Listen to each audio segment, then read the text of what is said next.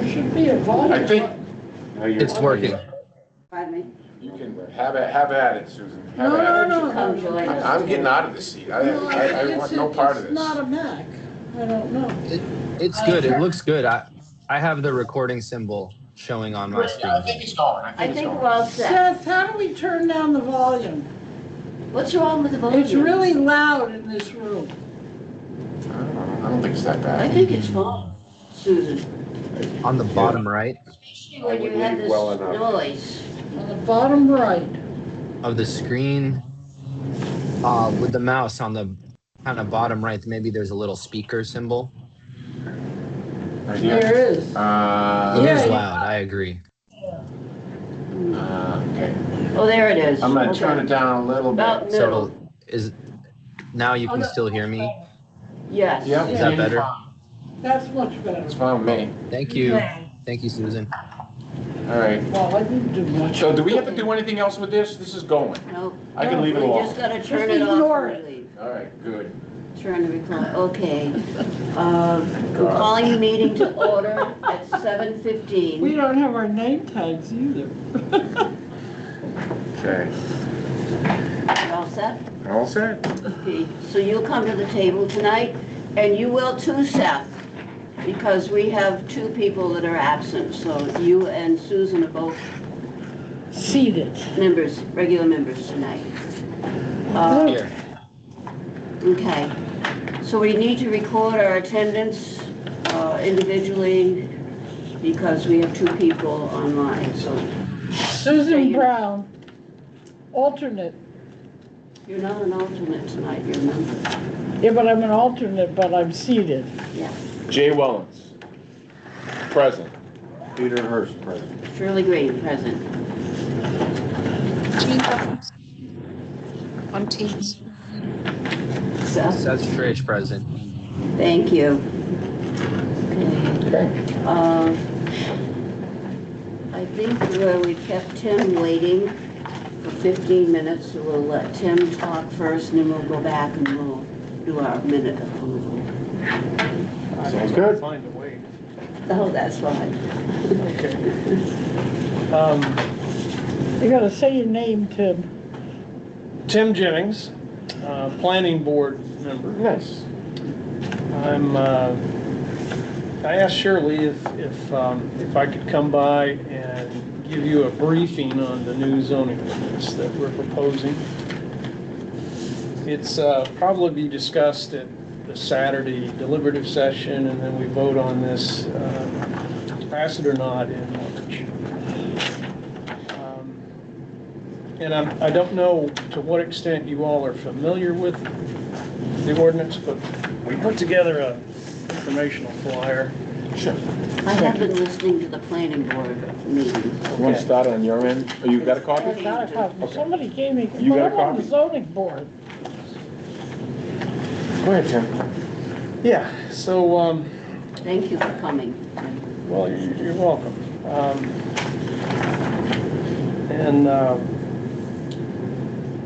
So what I wanted to just briefly go through is what we did and what we're proposing, of course. So it's really the first phase of hopefully a much larger zoning overhaul over the next few years. And the first phase is focused on two things. One, we wanted to reformat the old ordinance to make it easier to read and easier to interpret, to understand. So we've done that. And the second part, where we really made some changes, was we're introducing 3 new zoning districts in town. And those are focused around the village, the northwest corner of town. These 3 districts are, and why did we do that? Well, it's because that's what the master plan recommended that we do. The master plan recognized that there is a housing crisis locally and regionally and statewide and nationally. I think if you peruse the news at any level of detail, you'll see that time and time again. And so the master plan recognized that back in 2022 when we wrote, when that section was done. And the master plan, I don't know if you've had a chance to read that, but there's a, conservation section. We had a part in it. You had a big part in it, yeah. Yeah, and you know that probably represented the most comprehensive forum that the town had ever undertook to have over 300 separate people participated in that process. So it's a good snapshot of where the town is and where the residents want the town to go as we enter the second quarter of the 21st century. And so what does the master plan suggests for the village? That we take some proactive steps to address the housing crisis, and the most effective way to do that, according to the plan, and I completely agree with it, as does the planning board, is that to increase housing density, do it where it's most cost effective to do so, and that's in the village. You're not going to solve the housing crisis in the R3 and the R5 districts, and even the R1 districts, because very few of none of those areas have town water and sewer.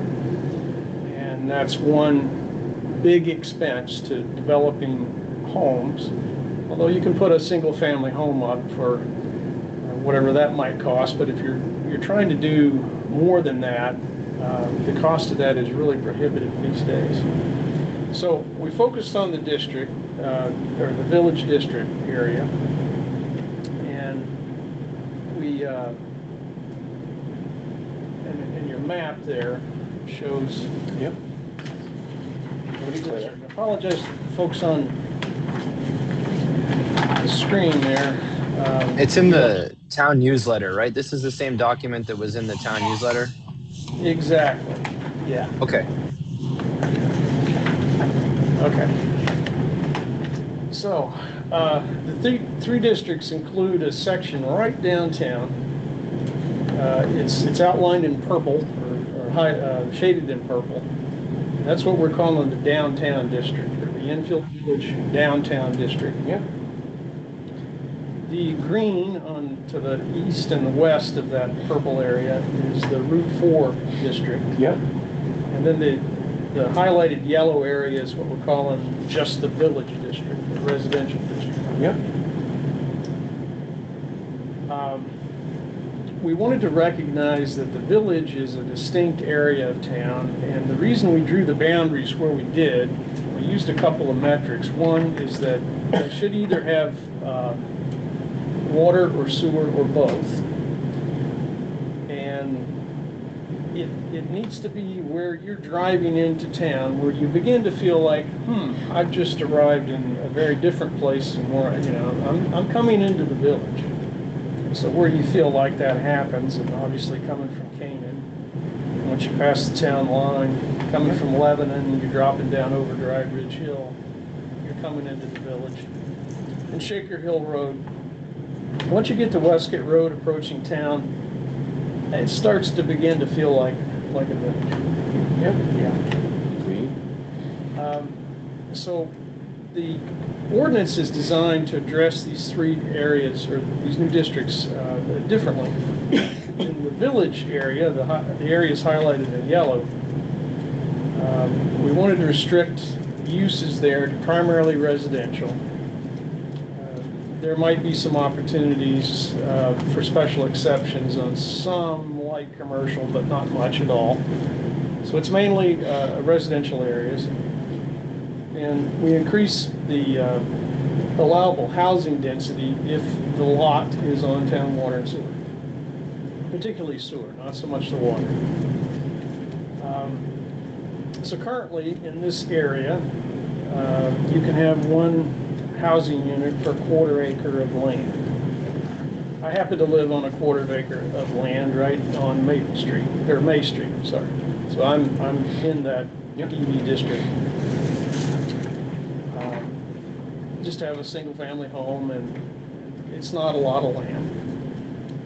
However,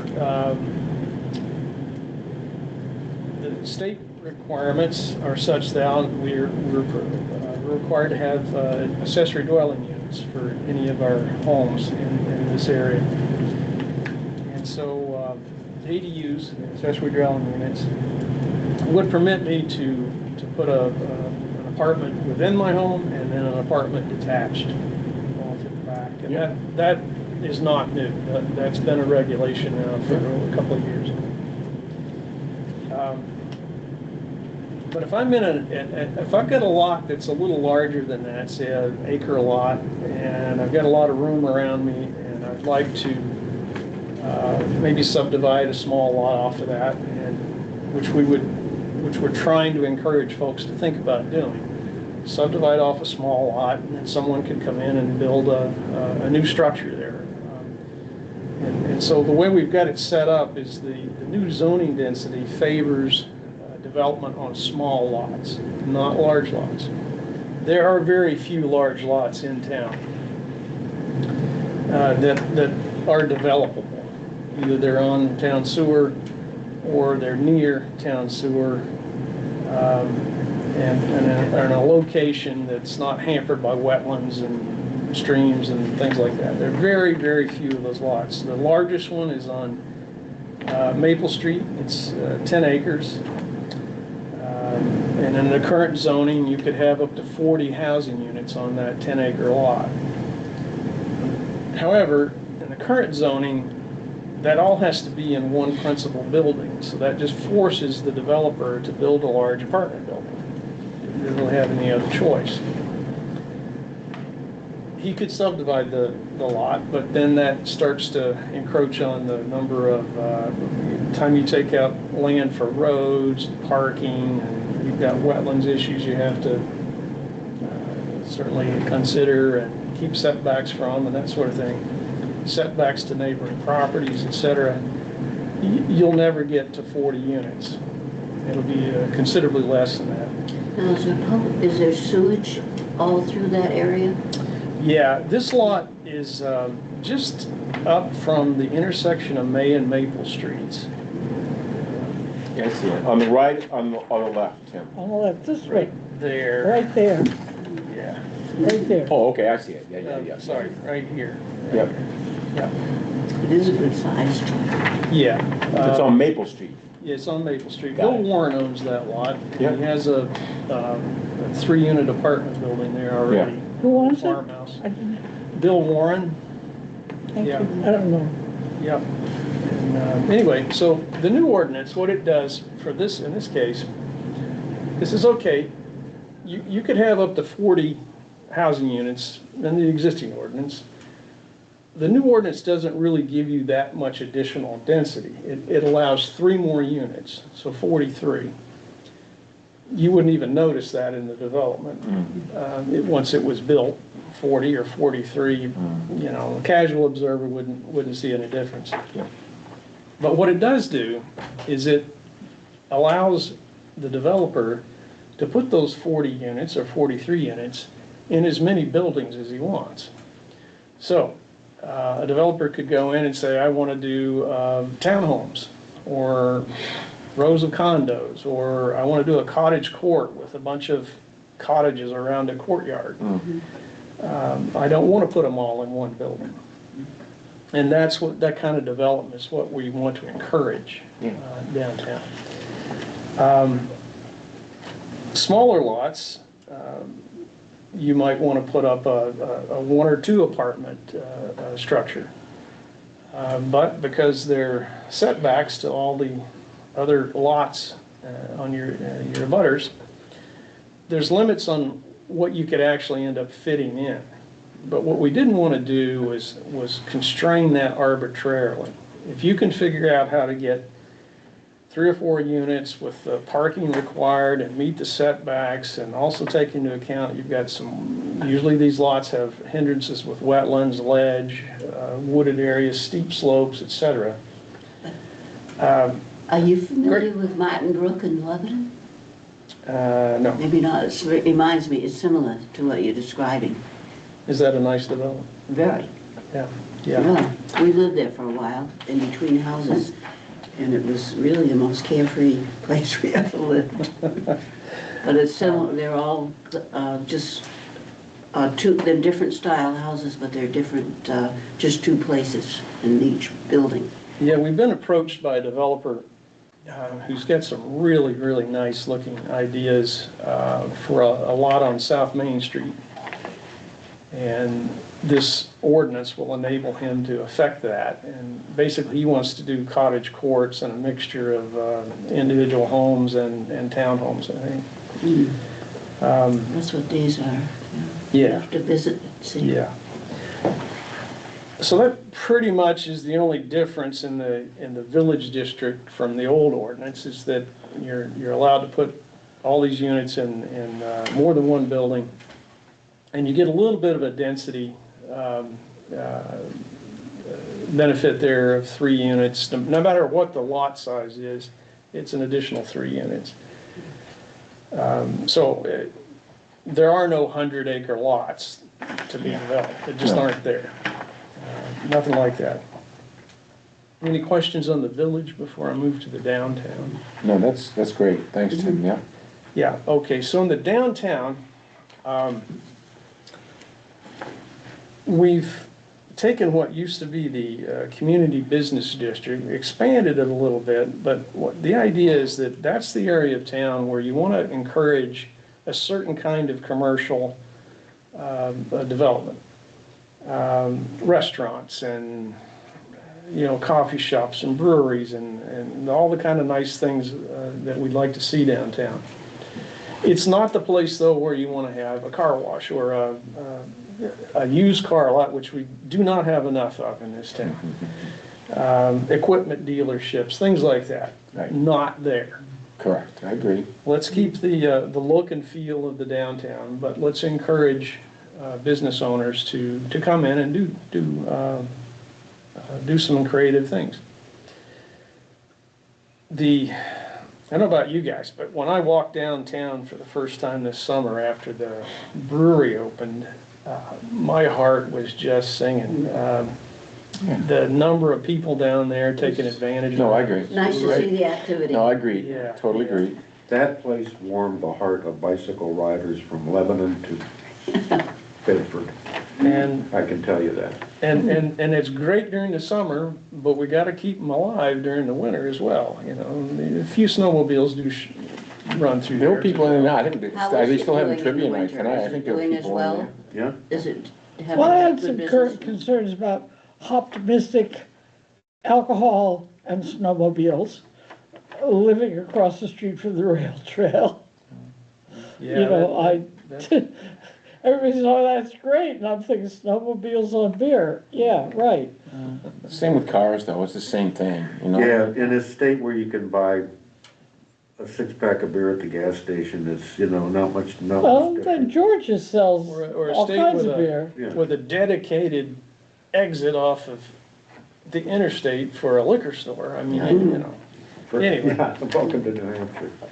we seem to handle it pretty well. Yeah, I think so. So, the differences between the old and new ordinance is that we don't have any housing density restrictions down there. And we did that because there aren't any lots to develop. The town owns the old Shed Street property, and they're selling the old fire station.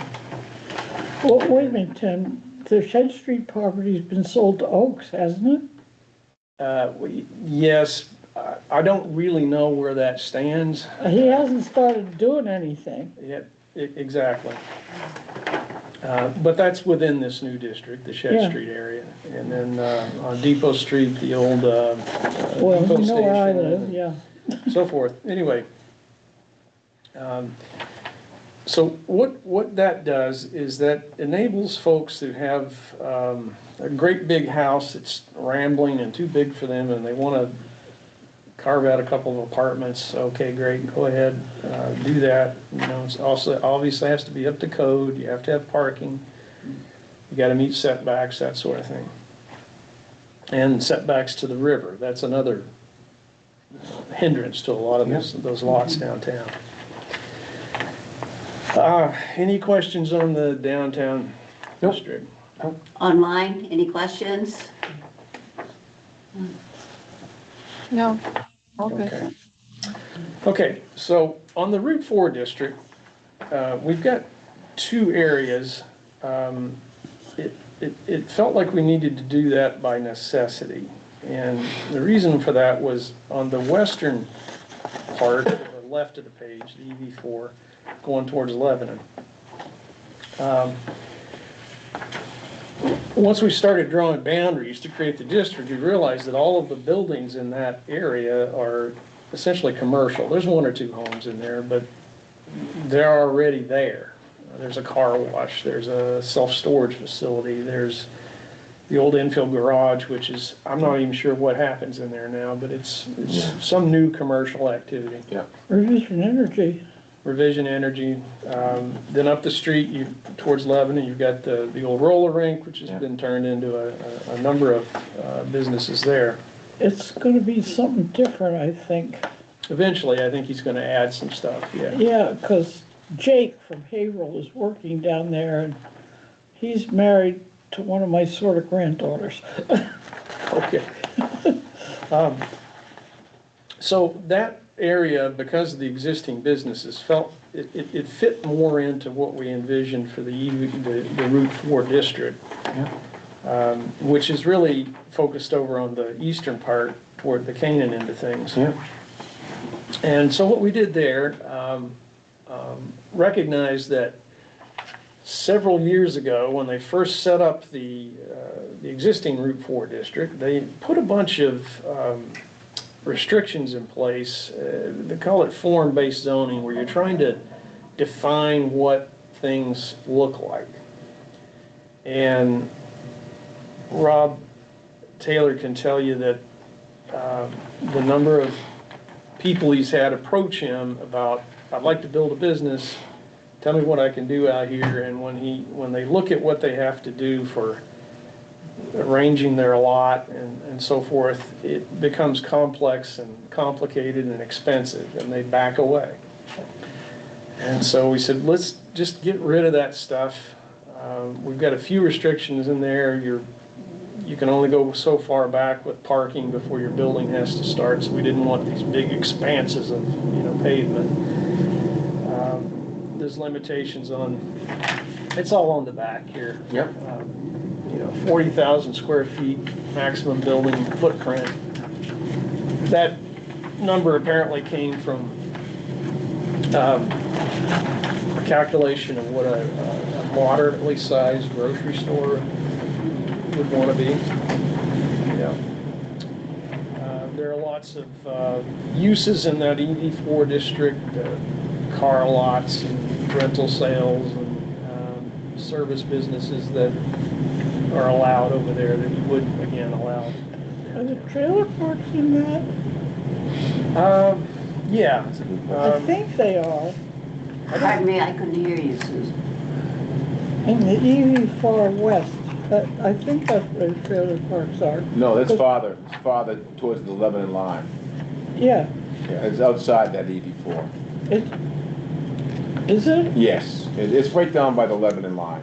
So manufactured Oh, the housing, trailer, Yeah, it's right down by the, it's right down by the line. right. but a new manufactured housing park, let's say a trailer park, is permitted in the EV4. Let's see. Now, that's pretty much the nutshell for what we've done with the village districts. That's where the bulk of the changes in the old ordinance, that's where you'll find those. The reformatting part, we hope you'll find interesting and helpful, but when we were restructuring the ordinance, we found that there were little snippets of wetlands things and steep slope things, and they were kind of scattered all over the ordinance, and we pulled all that together and we put it in a central section.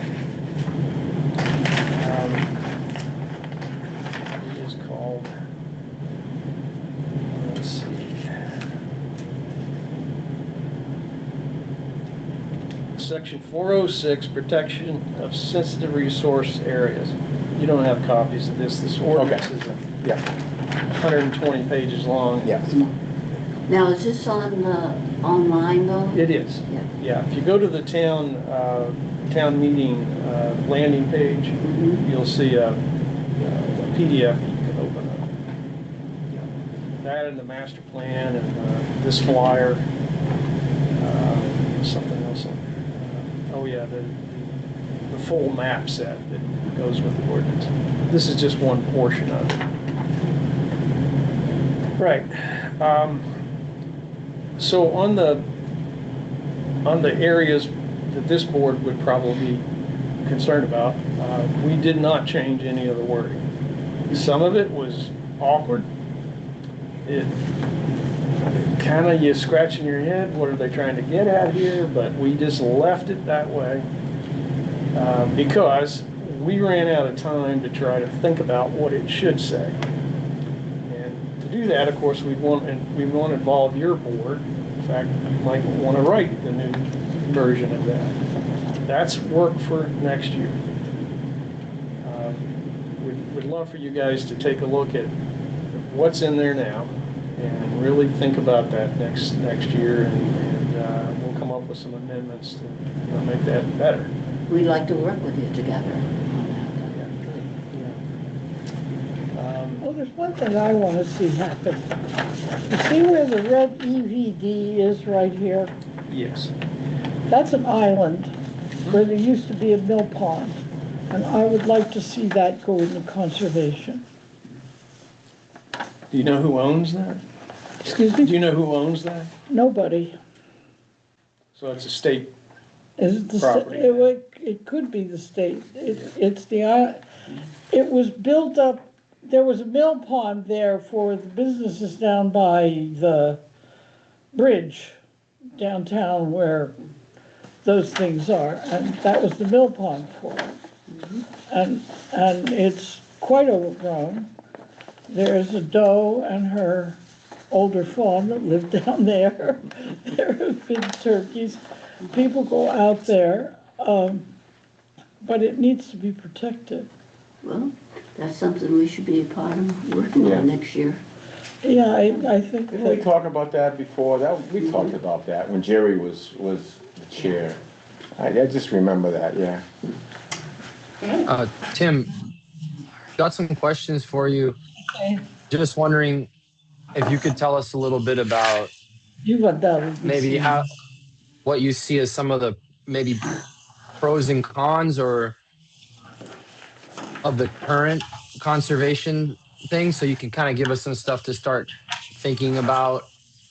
And then I was also curious in general, is there opposition to this plan that you know of? And if so, kind of what might that be? And so we can kind of understand that from this Yeah. perspective and be helpful to that. Sure. As far as what in the conservation sections of the ordinance we might suggest you look at next year, we haven't put a lot of thought into that yet. I think that maybe a joint task force or committee we probably could set up to look at that. I know one thing that a pet peeve of mine, you can't see this on the screen, but Palmer Road off of George Hill Road is probably the poster child for this issue. If you look back here, I'm familiar with that. you see that section of land off Palmer Road. Could you Yep. point that out, Jay? Yep.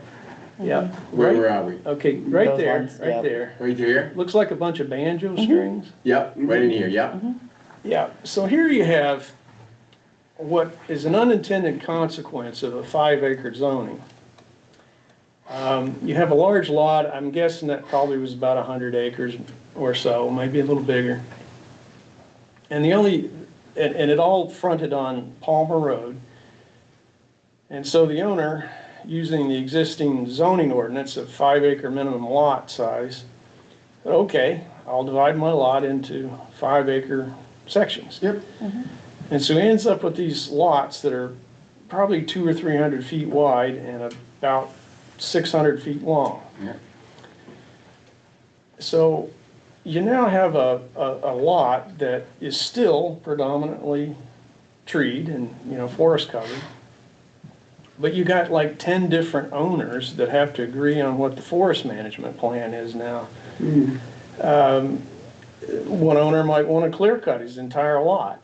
And, you think about the things you guys talk about a lot, wildlife corridors and stuff like that. And, that's just, so there's one part of the zoning ordinance in the rural districts that I sure would like to figure out a way to prevent that kind of thing from happening. Not so much the number of houses, it's just the way they're oriented, so that we end up with. But they're all have direct access to the road. To the road, right? Yes, right. I would think that would be not ideal either. It'd be better to. Yeah, you've got a bunch of curb cuts and, so forth. I mean, that's just an example of something to work on. We certainly want to, we're talking seriously about having a new zoning district around each of the lakes, so that the properties there are treated a little differently than other properties. That's kind of the golden geese around the town in terms of property taxes. And Yes, you don't want to ruin the lake. and then you don't want to ruin the lake. So And they're all small, very small lots now. There's very few large lots around the lake. yeah. And these are areas that are not in the current inventory because they're not either conservation properties, or they're just what you might call areas of some conservation or environmental concern to the town, just because of their topography or the lot lines or something like that. Exactly. Well, as it happens, I was talking to just earlier today about the old Chase wrecking yard, which again, is private property, it's up for sale, Oh, but, is it up for sale? Yeah. oh yeah, it's still listed Didn't and realize. signed. Oh, I And, didn't realize it was. oh yeah, it has been for a few years, Yeah. but might be of some environmental concern because what is undoubtedly there due to its operation as a wrecking yard for years and years, that we don't have any property interest in, or because it's all under private ownership.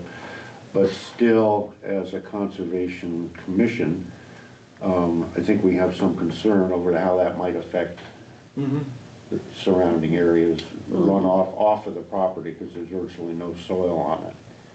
Yep. Yep.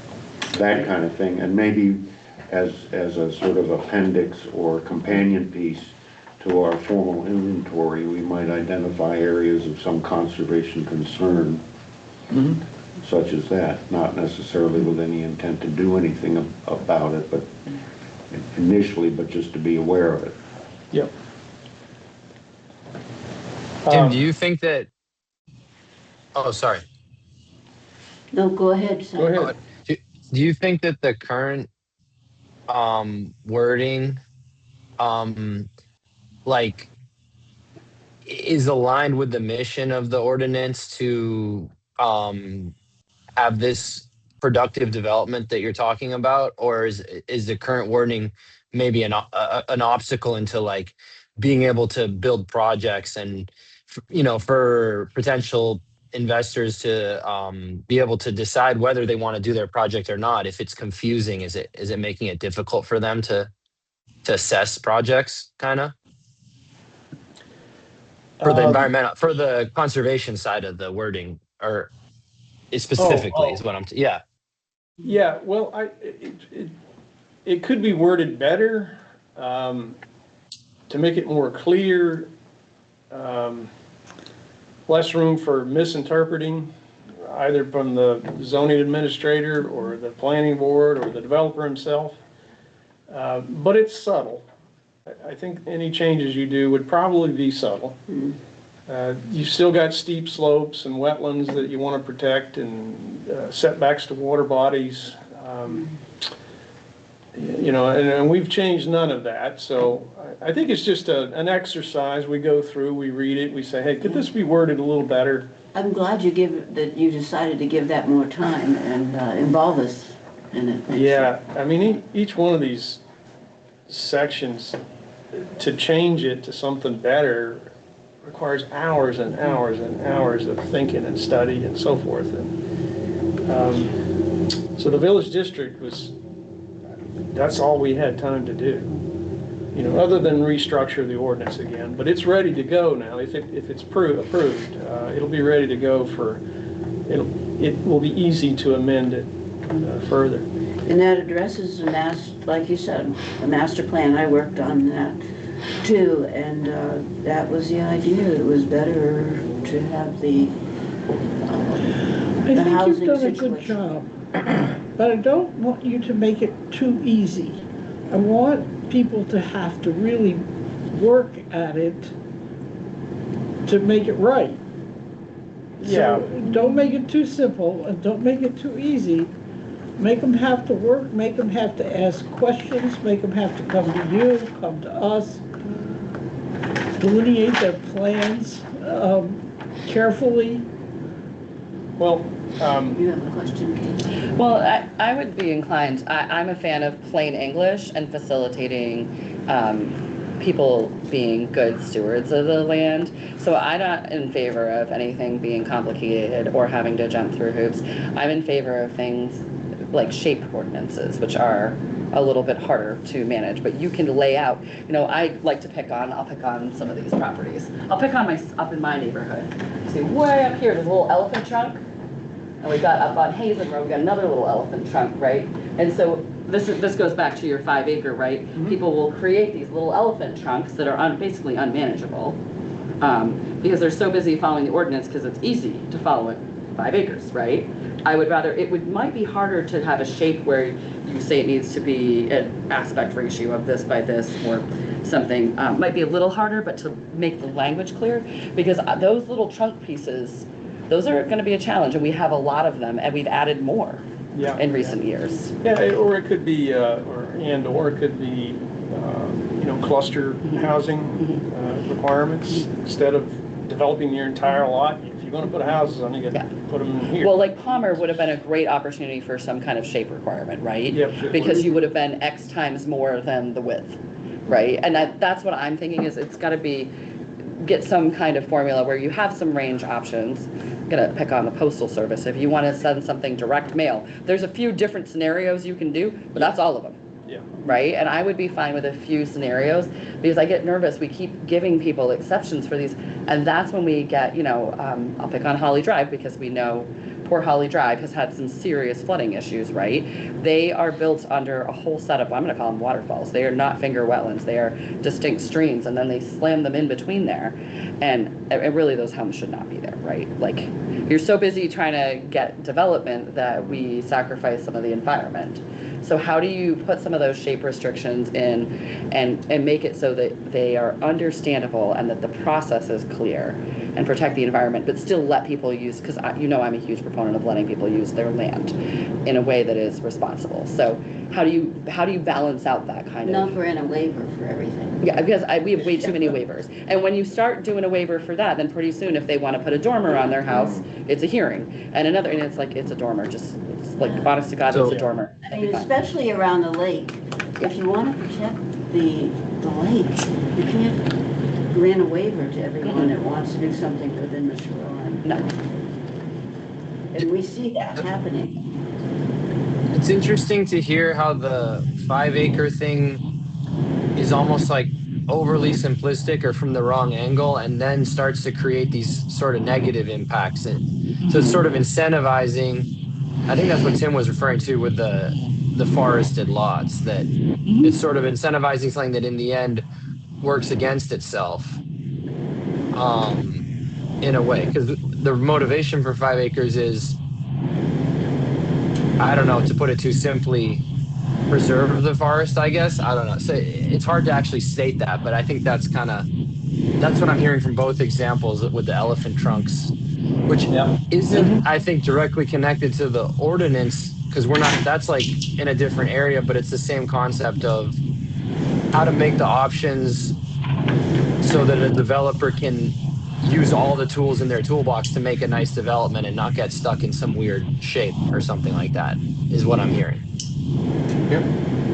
Yeah, and you can imagine, we've only been just tossing out some ideas here, how much time it's going to take to really walk ourselves through these options and come up with some good solutions. You know, that may take a couple of years of meetings to get to Because a I mean, point. I'm sure you spent many hours on a section.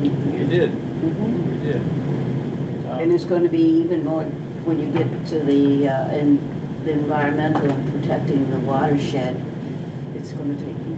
Yeah, but we've got thoughts to make Shaker Village a separate zoning district. It's rather unique. Yeah. The way it's set up and the historical factors that need to be considered and so forth. But makes these are all sense. just ideas that we want to explore over the next few years. Yeah. You asked Seth about pros and cons. And yes, I think we'll see some, we have seen some pushback on the village districts here. I think I'd characterize those as concerns about changing the character of the town. And the master plan, while it says numerous times, put development downtown where we have water and sewer, increased density. Yeah. It also says, and preserve the rural character of the village. And that is really difficult to define. What does that mean? I mean, you could, if you didn't change anything for the next 20 years, you obviously wouldn't change the character of the town. But we can't do that. We've got a housing crisis. We need to address this somehow downtown. And so what we've done is we've maintained the setbacks of the existing ordinance. It's 20 feet up front, I think 15 on the sides. It's on the back here somewhere. Yeah. The building heights that we're proposing, we're going to 40 feet, but the reason for that, from 35 to 40 feet, is that a lot of the buildings, I won't say most, but a good portion of the buildings downtown are taller than 35 feet. Hardly any of them are over 40. So we said, all right, if we go with 40 feet, that will enable someone to build a new classic New England 2.5-story structure and not be concerned about being a little bit too high. No variance required, you know, that kind of thing. So whatever is built is going to have to be of a scale, just defined here of a scale that would fit the neighborhood. We really can't say it's got to be a New England style home. You know, what does that mean? Lots of different interpretations. Someone might want to put a modern contemporary home downtown.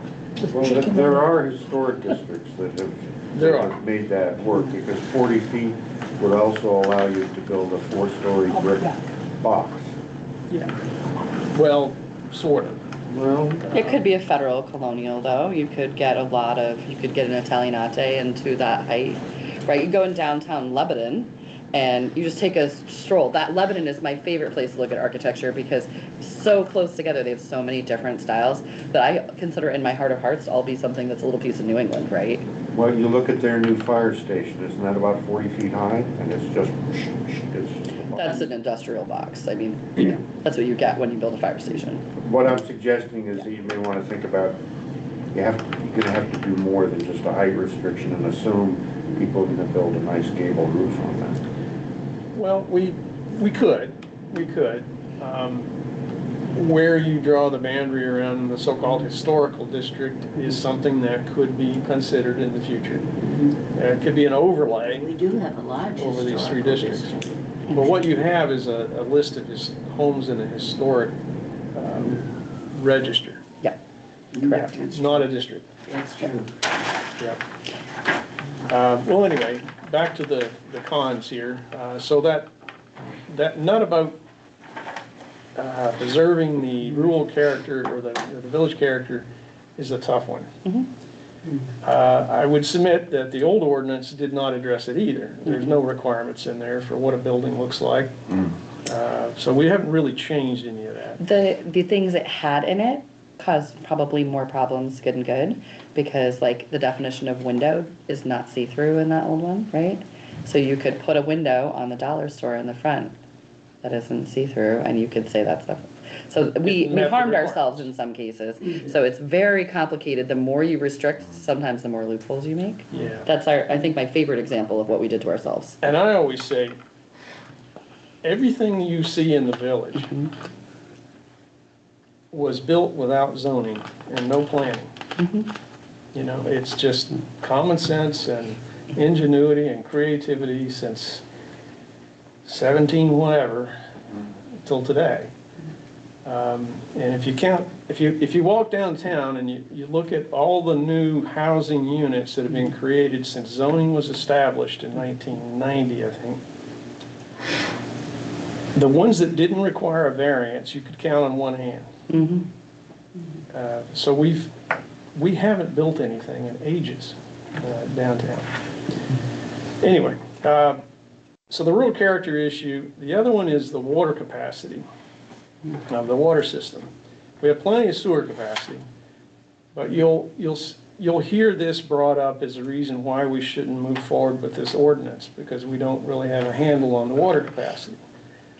I know the Board of Selectmen are on top of that and having a study done and so forth to determine what that is.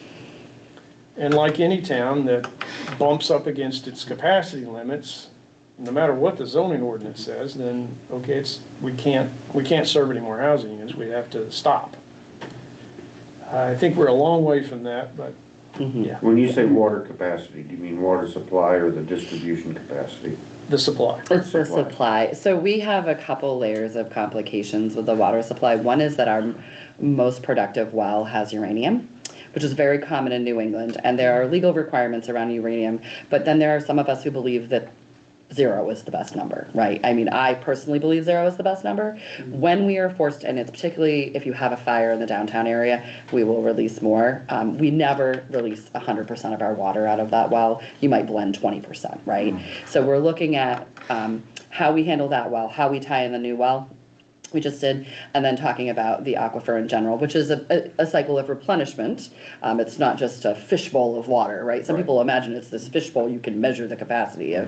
It varies year over year with your rainfall and things like that. So we'll be looking at all of that. What the Board of Selectmen is intending to take up after town meeting, because right, we've got to get through this and be very serious about the information we get people, is looking at policy around when developers of any size are developing, what portion do they contribute, right? Because is it fair that, say, I'm going to say XYZ developer is making 1,000 units, right? And you make them pay for all of their new capacity, and then a guy makes 20 units, what does he pay for, right? And then a person who makes 4 units. So just getting some, as we're getting more interest in our downtown area, really putting some parameters around fair expectations. Is it fair to expect you to pay all of the additional water every time, and you're single? So if you go to build a brand new single family home, you're like, oh, here's the bill for your portion of the water. That's right. So to make it fair, and that's going to be a challenge, but it's something we've talked about as a board about undertaking. I actually talked about with Ed again today. I don't think we're in any danger of running out of water right now.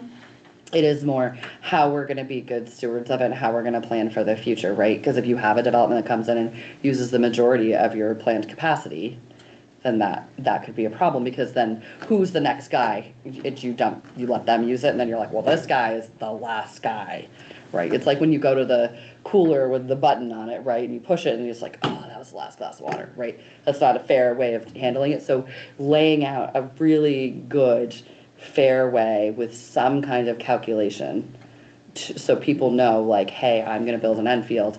The expectation is and some of it is in user fees and your connection fees and how you connect, but some of it is going to have to be a little more complicated, because we are going to have to look at that. And, ideally, like, I am a firm believer there should be no uranium. So how do we handle that? Technology has gotten a lot better, but we're not totally there yet on. Yeah. So we have a lot of options, and when we tie in the new well, we're gonna have a much better idea of what we can do. We've been very fortunate. We just lifted the water I don't know if you guys know, we're still in the middle of a drought. Yes. Doesn't feel like it. People aren't talking about it because they are watering their gardens and washing their car. But we did lift our water restriction. It was voluntary. And the reason is because it is a good conservation thing to do year round to conserve water. But we did lift it, and we'll be revisiting it. We were never at any time in risk of running out of water downtown, but you want people to be thinking about it because you don't want to address it after the problem. You want to address it before you run into trouble. And we're able to see with the more advanced monitoring tools that we have now, right? Back in the day, you were like, oh, we're out of water. Right now, you have sensors and things that you can actually use to monitor it. So we had very good levels and we were happy with it, but we also wanted it to stay that way. So there's a lot of fear around running out of water, right? And one of the other things we have to do as a town is we have to keep talking to our partners in Lebanon about how they draw down our surface water. Because that is part of how the hydrology works, right? It's not that the aquifer is like over here and it doesn't, it's as, if we keep our lake level up, does it flow downhill and potentially seep out one way or another? So these are all it's a much bigger regional conversation. And I can tell you, Shirley and I were there pushing Lebanon, Lebanon didn't show, but we were there to have a conversation with the state. And then they were going back to talk to Lebanon to really push them, right? We want them to have a healthy water source. It can't only be surface water anymore. So just talking about how we do this and how we handle it is really important.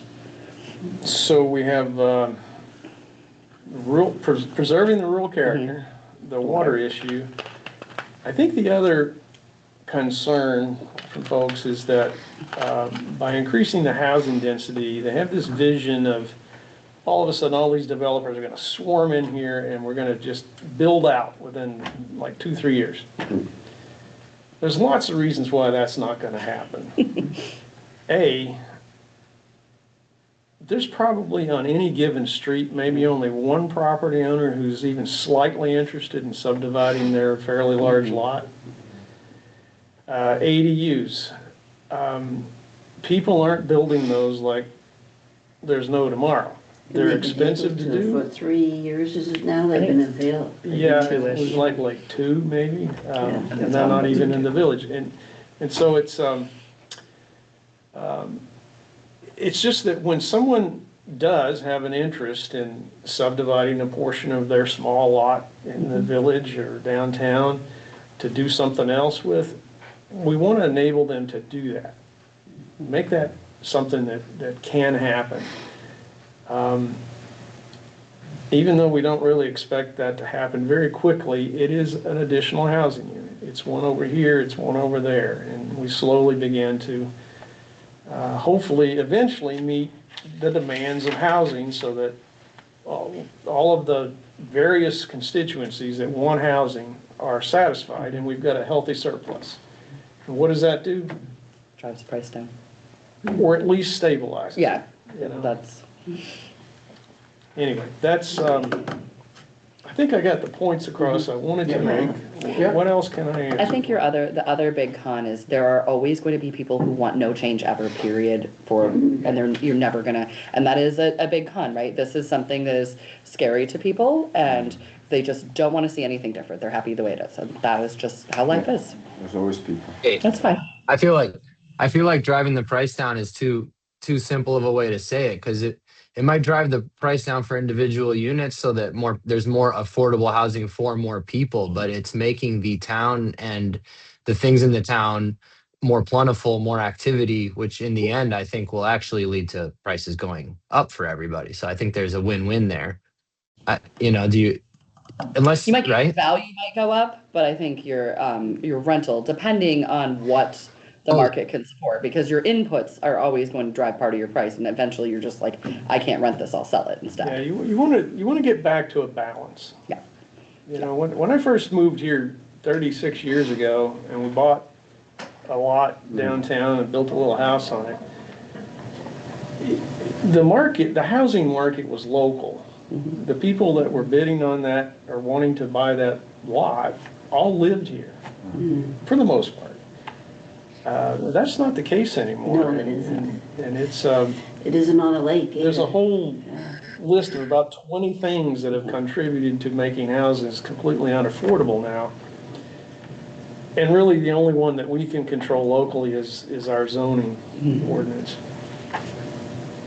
I think the other thing that I see going on is there's a very high desire to have single-family housing here, and that is the least affordable to build.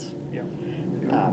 And so if you're able to divide and see, I'm not saying they're gonna give a lot, but we've seen quite a bit when I was on planning board, families doing divisions so that they could provide a piece of a lot to their family member. That is something that makes it so you could actually build it. And there are some out on 4A, up past Chase, that are, or in the Chases area, that are an example of that I've gone on, but you don't, it's not easy. I mean, I'm holding on to a lot for my daughter in hopes that she wants to live here, right?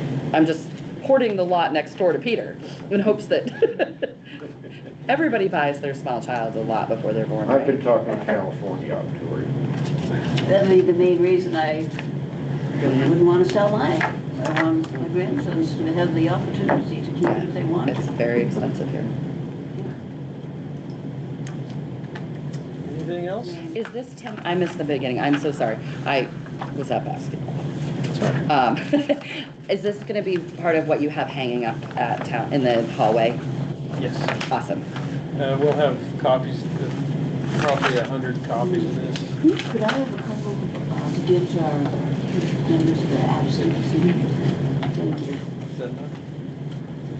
Maybe one more. Okay. Yep, thank you. Will you be doing the presentation of the? Yeah, it's interesting. So the gentleman who may raise the issues of why we shouldn't do this zoning ordinance change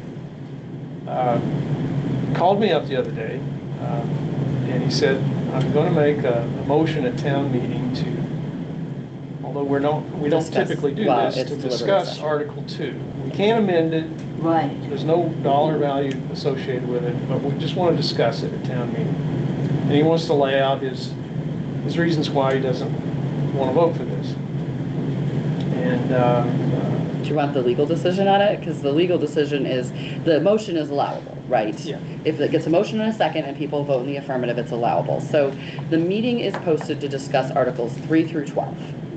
And 3 through 12 are the business of the day. My expectation morally is that typically you would not go discuss the business of the day, but somebody can bring something else up. It's non-disputable, right? It can't change anything. If that does happen, I expect there'll be another motion to put it towards the end, so that it can be at the end after the business of the day. Because I think if people vote yes, they want to discuss this at length, even though there've been, what, I think it's 27 meetings on this topic and 2 public hearings, just to give you an idea of how long you guys have. I think that's what we counted today. If they want to, and I think that is, people say yes, then they should have an adequate amount of time without rushing, right, and calling the question. So moving it to the end of the meeting, to me, makes a lot of sense, right? I'm amenable to it. I mean, I know you guys have done a ton of work and you've done this many, many times, but if that's what the voting body wants to do, I would suggest that it go to the end, because we really do need to discuss the budget. I need a budget, or I don't need Also, it. that allows people who Are there for the budget, yeah, and therefore the they're notice. they're in favor of the changes, and they really don't want to listen to what. Or honestly, I have not sat in as many meetings because I have other hats I wear. I would be amenable to it. I'm happy to sit there and listen to people. I just think we have to do the business. To me, you do the business you said you came to do first, because I think that's most fair to the people who are coming. But we will see what people say to it. And I take it a motion like that is for a fairly open-ended discussion, or can there be a time limit on it, or? There's how does never that a work? time limit on anything in a town meeting or a deliberative session. That being said, typically the moderator asks you to not restate points, so to come up with new points. And then one of our friends is undoubtedly going to call the question. And when you Yes. call the question, which is totally okay, we're used to town meeting, but I called the question during deliberative session during the school district one the other day, so I can tell you it does work still. Well, at least we won't have the well, Our friends from the- crafting. I will say this, that because the question will be asked. Yes. Motion will be made. Yep. I'm thinking to myself, well, gosh, I've had absolutely no problem. If the body of the voters want to discuss it, I think it's great because where else am I going to get probably 100 people together between now and the town march voting to present what I just gave you tonight? We'll learn a lot.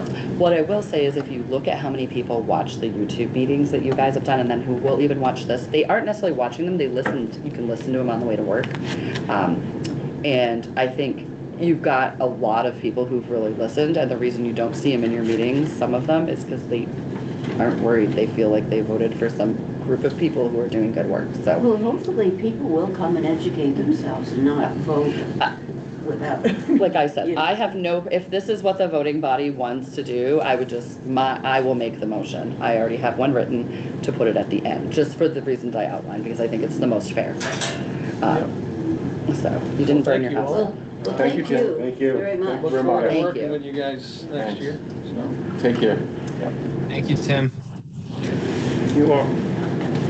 She said it on time.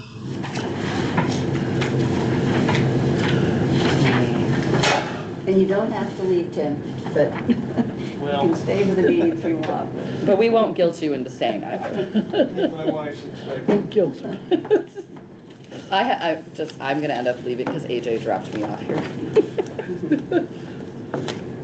Did you ride home? Possibly, but I think my family would like dinner. Okay, so we're going to go to we had skipped the minutes and let Tim go first because we were a little late starting, Kate. Yep. So we'll go to, would anyone like to make a motion to put the minutes on the floor? I don't have them. So You don't? There was one error I noticed. that I'm not the Right away. chair, You were the chair. and I You wasn't do that there. every month. Well, so here's the problem, AI. it's because it's AI and it's Yeah. not right. But that was the same thing the last meeting. Yeah, that's the Yeah. only thing I saw. And then it goes down here, and the next thing, members absent, Kate Plumley Stewart, select board rep. Yeah. I didn't. That's it the only didn't thing I print found for wrong. me. Did I anyone don't else have 'em. find? That's the only thing I saw. Okay. Then I make a motion to approve the minutes. As amended. Second. Oh, you want a motion? I'll move to approve the I minutes. don't know where it is. But you want to amend them as amended. Yes, as amended. Thank you. Right. Okay, so we'll start with the people online. Did we have a second? We had a second. I second it. Okay, good. You just have to Aye, say your Jean name and whether you approve. Jean Doggrass, approved. Approve. Seth Frazier, approve. Did you seat somebody in my spot? No. Okay, then I will, Yeah. Kate Plumley Stewart abstain. Ed and Tom Claus are both absent. so Okay. Everyone is seated tonight. Oh, I've got a, oh, I got a November minutes. Susan, Is that what it's up it to is? you. Is it the November minutes? No, it's the No, December. December You want to 4th. see my little tiny, here, I'm gonna flip him around. He looks like this, you can use him. Sorry, the screen's cracked. Rob sent them earlier this week. Oh, well, she's looking at him. Jay Wallens, I approve. Peter Hurst They're very approved. simple. Shirley I Green don't see approved. anything wrong. I approve. Yeah. Okay. Okay, let's see, next on the agenda, public comments, no public comments. And then Craig isn't here on the trails. I do have, there was correspondence, I could say that I'll say that to later. Let's see, school outreach, it sounds like things are happening. Yeah, I can report a little bit on what's going on with the schools. I did connect with a couple teachers in January. I had a nice meeting, and what I shared with them, I shared with our document of a list of things we could possibly do with schools. And then I said the most important thing right now is just to keep maintaining the awareness meetings, which I've been having for the last 2 years. So I did have a meeting this week, Tuesday, and I met with about 35, 40 kids and 2 teachers in the library at the high school, and it went well. I think I had their attention. I tend, you know, I have a loud voice, so once I got going, and I'm pretty passionate, I can get going pretty good. But I asked Missy for some feedback, and it was good feedback. And she felt, with kids, I need more visual. So basically, I had the big maps, I had some handouts, and me speaking. And she suggested some pictures to kind of enhance the topics I talked about, which I thought was a great idea. So I'm gonna work on that, just to try to get some pictures and put together a PowerPoint that I can put up. And and just as I'm talking about, you know, some of the natural resources, I can put pictures of some natural resources up there that kind of enhances what I'm talking about, because kids, they need that. So anyway, so that, it went pretty well. And that's where it is, and I left it with them with a list of things that, you know, if they need anything from us, we're here for them. You know, we can put together a meeting on any topic relating to natural resources in the environment if they need us. Right. So other than that, you know, I'll be meeting with them again this year, next year, and hopefully we'll do something in between, and I can always reach out to them sometime later and see if there's anything else, you know, remind them, hey, we're here if you need us for anything. One thing they were looking for, and I threw it out to Ed, and he couldn't do it, is they have a sugar shack, and they don't have anyone to run it. And I was thinking of Ed, because he makes maple syrup, and I was thinking, well, Ed, maybe he's retired, maybe he's got time to do it, and do it. But he said he could go and speak to the kids, but he couldn't really run the sugar shack. So they are looking for someone to run that sugar So I shack. wonder, we'd have to ask their permission first, but maybe we could put something out, you know, to ask if there's anyone in the community that would be interested. Not a bad idea. They are looking for someone, you know, because the person that was doing it is gone, or not doing it for whatever reason. And they have everything there, I mean, and, you know, she said that if you get someone to do it, they'll get the wood, they'll pay for the wood to, you know, to run the evaporator. And the, you know, the buckets are there, the trees are there. You know, they don't have lines, I don't think. I think it's all buckets. But, You know where they should go is down to the Canaan hardware store, because a lot of the guys there sugar. yeah. I think if Well, they put out an Richard's ask people- and there was a coordinator, you'd probably get quite a few folks around here. Yes. Yeah, Sure the would do. sugar. Yeah. And it would be What nice would to it get them involve? from What kind of Enfield, time Susan, seeing us out over Well, there. whatever it takes. I mean, you're looking at, Yeah, but what's the the high time school commitment? is February and 5 March? towns. Yeah, but we're the It's Enfield really depends on Conservation. when the SAP But like runs. Yeah. And it's the 24/7 for 3 weeks or a No, couple it's of not weekends? 24. I don't know how they stop, if they stop their boil and hold it or not. Yeah. You could have, I think, probably Matt Button and Dave Schindlinger might know. Yeah. And you could get them to tell you what they did as their plan. Yeah. They're both very good. Now, is this a class that does it, or is it? No, it's out there in the school grounds, and it's, they want to do it, and they want to just get the kids involved, so the kids can learn and see what's going on, get them out. It's something like a group they join? Yeah. Yeah. The right. kids built the Yeah. frame, right? And I don't know if they built the arch or if they bought the arch Yeah. or how they did it, but there were some kids from families who were really, really into it and they graduated. Yeah. It's part of it. That- That doesn't mean you can't teach a new generation. That's Correct. right, yeah. Everybody needs your maple sugar facial. That's what I call it. Like, They've got So anyway. 5 towns, so they should ask their 5 towns for somebody, Yeah. for help, not just us. I think you're gonna have to write up an outline of Well, what I the think it'd be time nice commitment coming would be, from too. us, if we can get someone in How many Enfield that's people? If we can interested. find somebody, but Yeah. they have Well, quite let's see a if we lot of can. acreage that they could cover to ask for somebody. Well, anyway, so that's how, you know, it went well, and we're moving forward, and we'll be doing stuff, so it was That's good. good. It was all good. Thank you for the time you put into educating. It's what I like to do, Yeah. so. And having them have an interest. And it's, if it, you know, if it get, I asked the kids at the beginning, how many of you folks have heard of the Conservation Commission? No hands went up, none. Yeah, see, So, that's okay, guys, now you know.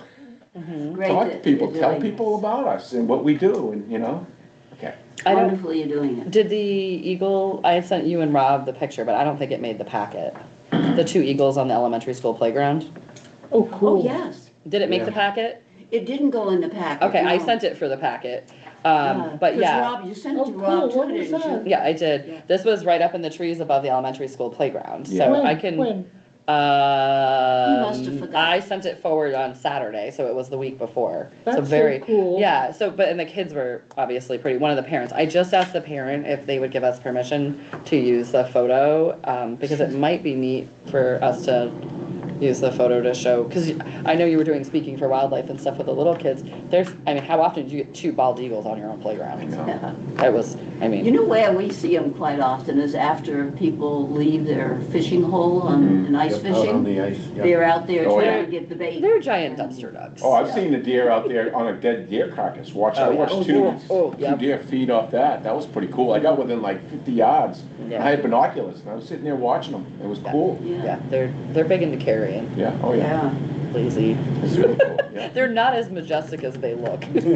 I know, in the air though, they're pretty. They are. They can also be pretty uncoordinated if they get too close to the water. It's hilarious. What's really fun Yeah, I is, wrote to her to is ask. when the eagles come down, and there's a lot of ducks around, and the eagles come down, Oh, yeah. and the Okay. crows get in the trees and yell at the Oh, eagles. yeah. And So- the eagles just sit there. So Jean, is there anything new to add on the garden No, clubs? but I have a conversation set up. Great. Now, the spring's coming, second time. You're breaking up. Okay. Oh. Did you get? She has conversation set up. She said. Okay, great. And, With the spring coming eventually, it's a nice time to generate some of that energy. Yeah. Yeah, yeah. sounds Well, good. Ed Morris also mentioned something to me this week that he wondered if we'd be interested in. You know where there were many places around town where they sprayed and got rid of the knotweed? Mm-hmm. Well, he was hoping to plant native flowers in those places, and he wondered if we'd be interested in helping with that. I have seeds.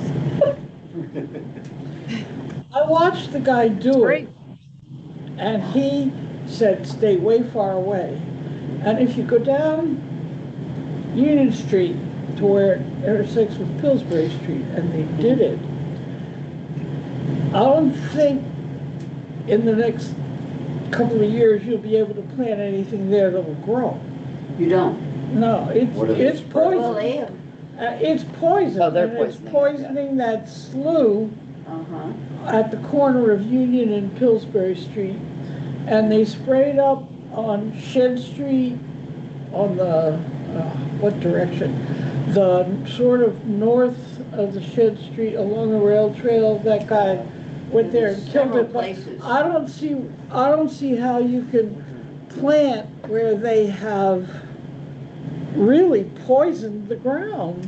They Well- poisoned the plants and they poisoned the ground. You know You're gonna what? have to wait until it disintegrates. My suggestion would be you take the free seeds and you try it. Yes. Because the free seeds, if they don't grow, That's right? what, it's seeding. Yeah, Yeah. because so I could go out and get them now. We had so many seeds last year, but bee balm is a great one, right? So Yeah. you might get some of it in, even if only a little bit of it grows. Yeah, It's it's a no start. loss if you're using the free seed. I guess I would suggest doing a test pilot before you invest. It's a start. And I think they probably, this must have been done before. They haven't, to see how it worked before and how quickly you could do it. Mhm. We'll have Ed check with them. Yeah, I don't know, that's where I walk the dog and I kept my eye on it and there's some little short weeds in the mud along that grassy spot, but nothing's growing. Well, we'll have to look into it more and see. Yeah, Bio- I think you biochar have and- to Yeah. be- Not But serious. his question was, would we be interested Yes. in helping reseed these areas? Yes, Yep, we'll try it. we'll look into it.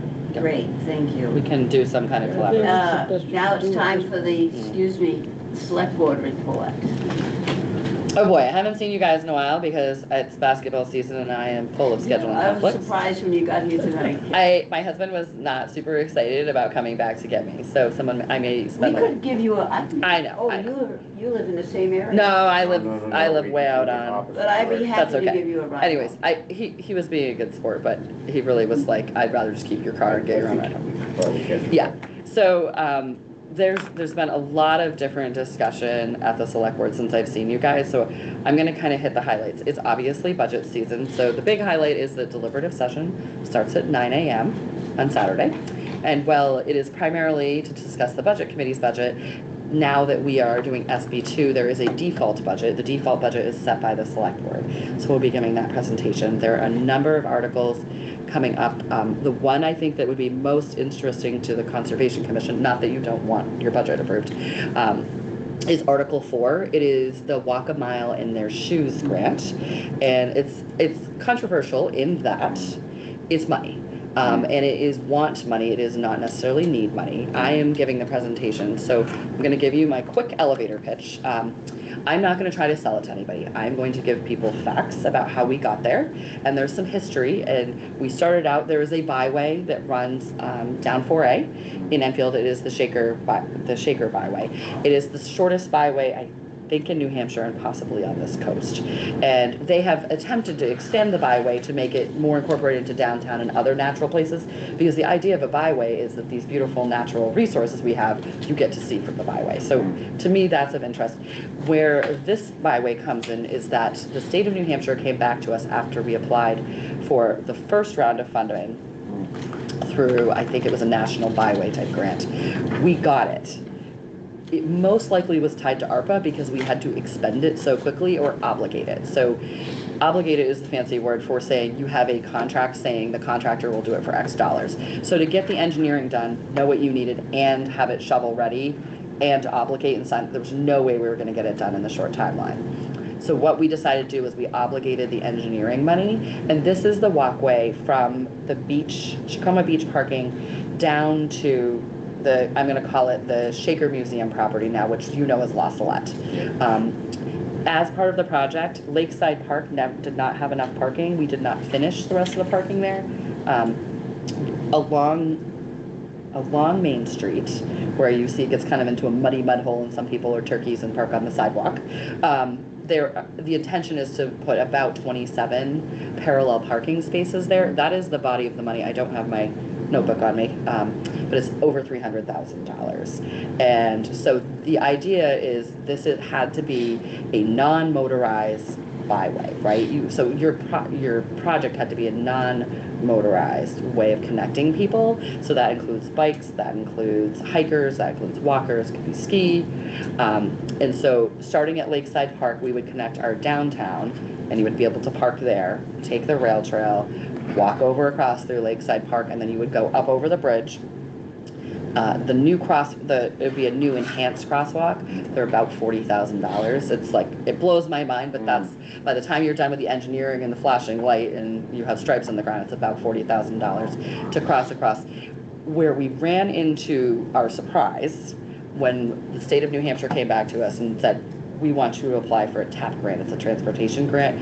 It's federal monies that are allocated only to this type of project. So they're going to go somewhere in the state if they don't go to us.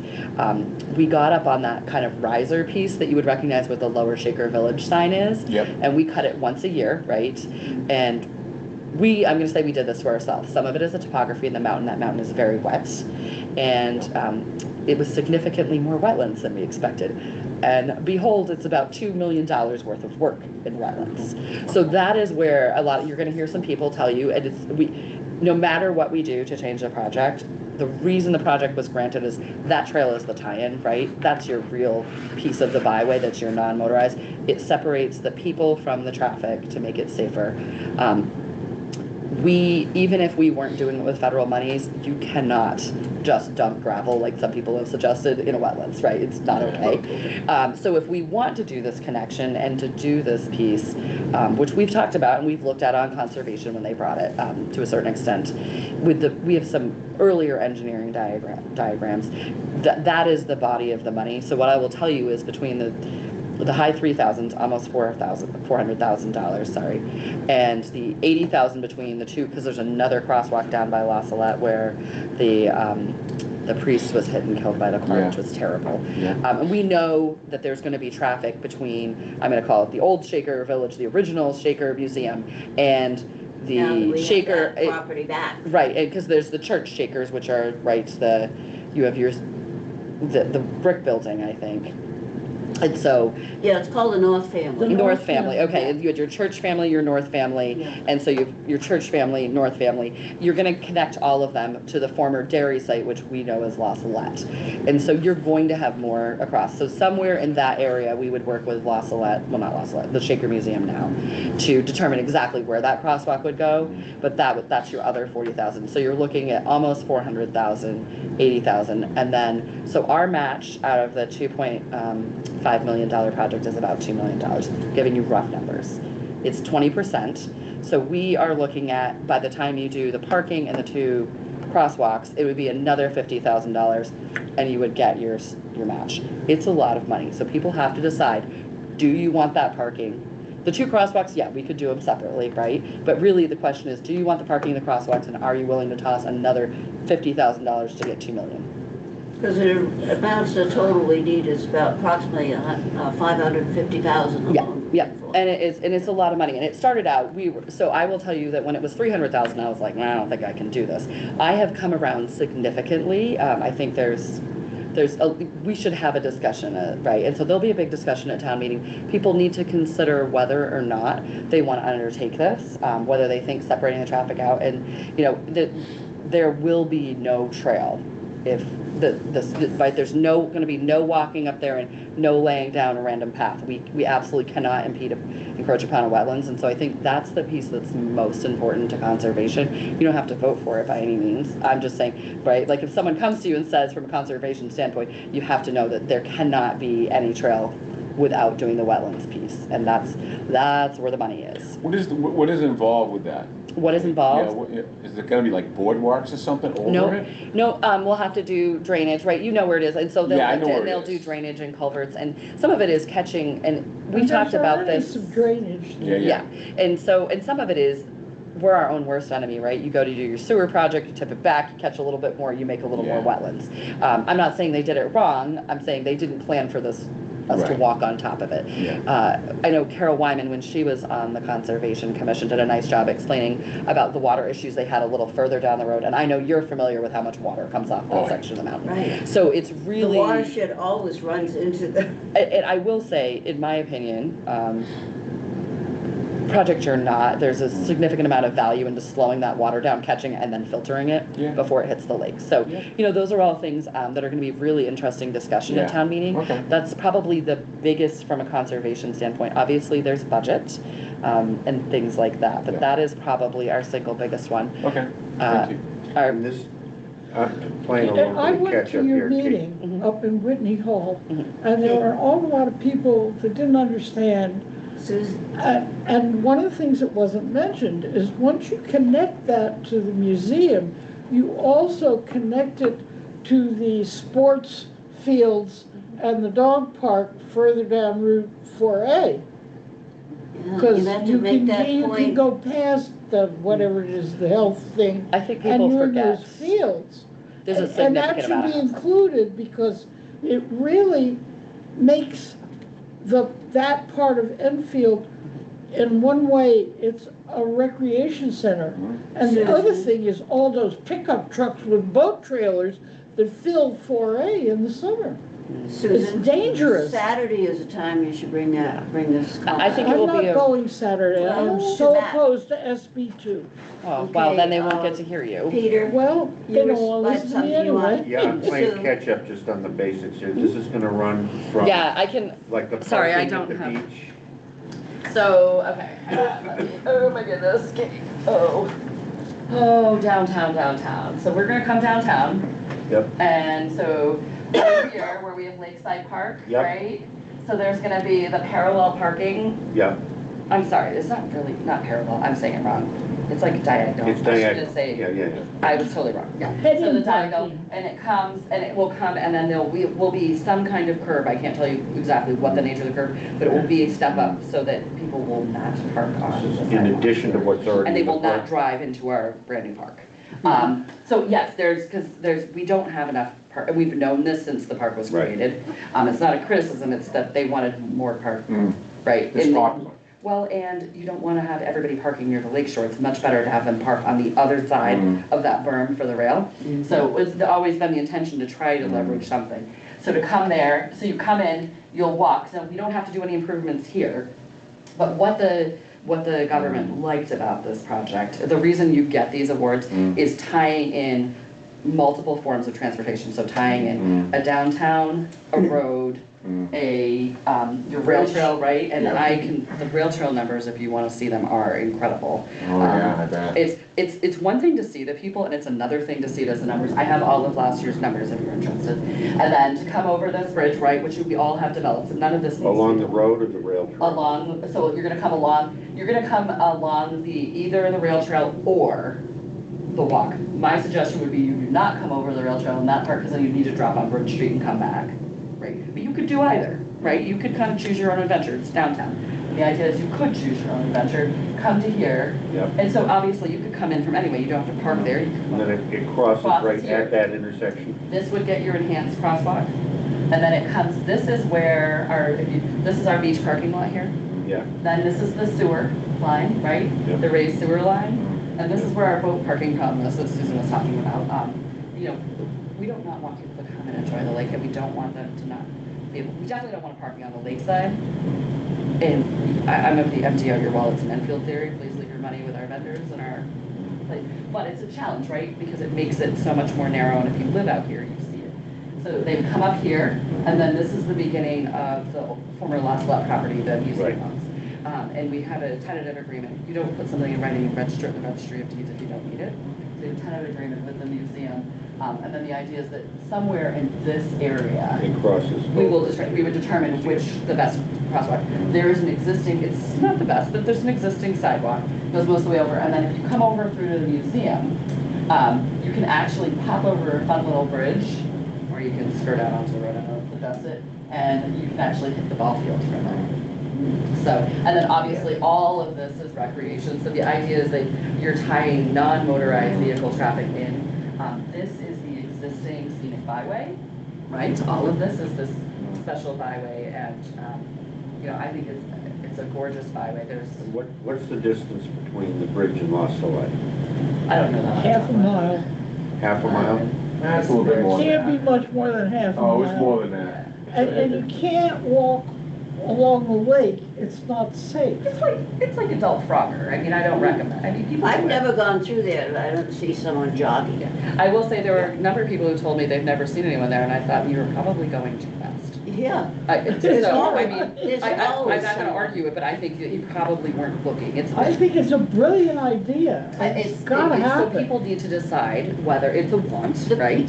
Yeah, what the select board is giving the people the opportunity to decide whether to take out a loan for 550,000 or not.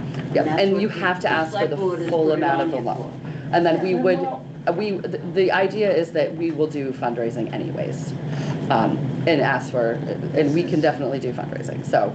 This is the fields, and the dog park's here, Yeah. and you can walk the whole way there. You already can. And Mary, there's a parking lot there for the people that take the kids to play soccer, and it's used a lot. So that should, I would hope that that would be mentioned as part when you make your presentation. I have a very long Well, presentation, I would hope significantly longer you tonight. decide to come to the meeting and mention these things I yourself. can't do, Anyways, we I have feel to- so bad not to have town meeting. We have to move You on, have no so- idea. Yeah, let's move on. Yeah. I just have a Okay. quick question, excuse me, is it a grant or a loan? It's a No, loan. so it is both though, right? So you got a federal grant in the amount of about just over $2 million. It started out, we asked for $1.9 million, and the feds came back and said, we added some escalators in for, construction costs rising and inflation and other contingencies. And they came back and said, we know you started out with 1.9, but we are going to do this for 2.5, which significantly increases your 20%. I think that's not necessarily unfair. They're doing it kind of in $2033 because you have longer to finish out this project. But yeah, it's 80% of it is a grant.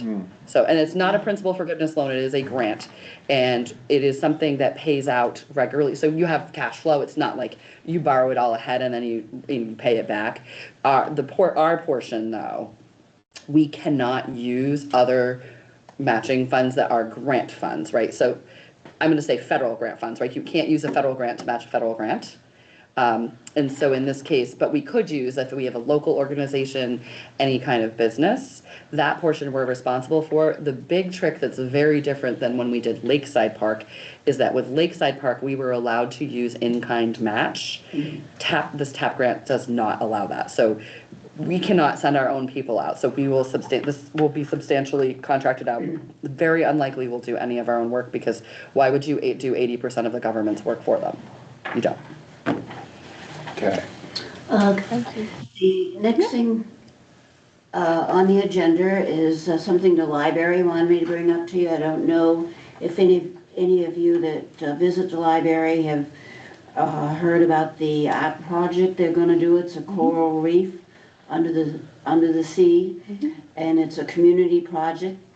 I asked Kate for descriptions we are creating a coral reef under the sea display at the library at this year's community art project.